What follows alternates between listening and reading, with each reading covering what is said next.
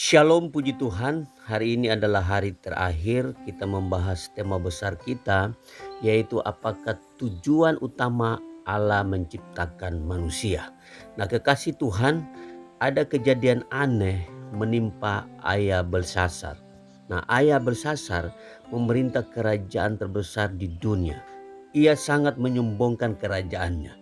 Pada suatu saat Allah memperingatkan ayah Belsasar bahwa jika ia tidak memuliakan Allah di atas kerajaannya, maka Allah akan mengambil kerajaan itu darinya. Tetapi apa yang terjadi? Allah Belsasar tetap menyombongkan dirinya. Maka seperti yang telah Allah firmankan, kerajaannya diambil darinya selama 7 tahun. Bukan hanya itu, selama 7 tahun itu ia sendiri hidup seperti binatang.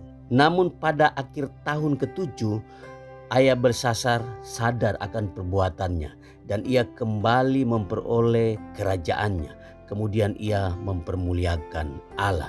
Nah, kekasih Tuhan, mungkin kita berpikir bahwa Belsasar belajar dari pengalaman ayahnya. Dan mungkin kita berpikir bahwa ia akan memahami bahwa tujuan hidupnya bukanlah untuk menyenangkan dirinya sendiri atau untuk menjadi raja yang besar, melainkan untuk memuliakan Allah. Tetapi sayangnya, Belsasar tidak belajar dari apa yang sudah terjadi pada ayahnya. Pada saat ia menjadi raja, ia hidup untuk menyenangkan dirinya sendiri. Ia menggunakan cawan-cawan dari bait Allah untuk bermabuk-mabukan dengan minuman anggur.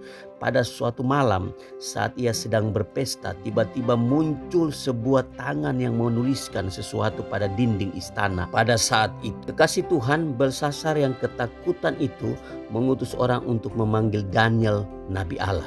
Ia memanggil Daniel untuk menjelaskan arti tulisan itu. Nah, Daniel mengingatkan Belsasar akan apa yang pernah menimpa ayahnya. Nah, kita lihat di dalam Daniel 5 ayat yang ke-22 dan ayat yang ke-23. Demikian firman Tuhan. Tetapi tuanku Belsasar, anaknya, tidak merendahkan diri walaupun tuanku mengetahui semuanya ini. Tuanku meninggikan diri terhadap yang berkuasa di sorga. Perkakas dari bait Allah dibawa orang kepada tuanku. Lalu tuanku serta para pembesar tuanku, para istri dan para gundik tuanku telah minum anggur dari perkakas itu. Tuanku telah memuji-muji dewa-dewa dari perak dan emas, dari tembaga, besi, kayu, dan batu, yang tidak dapat melihat atau mendengar atau mengetahui, dan tidak tuanku muliakan Allah yang menggenggam nafas tuanku dan menentukan segala jalan tuanku.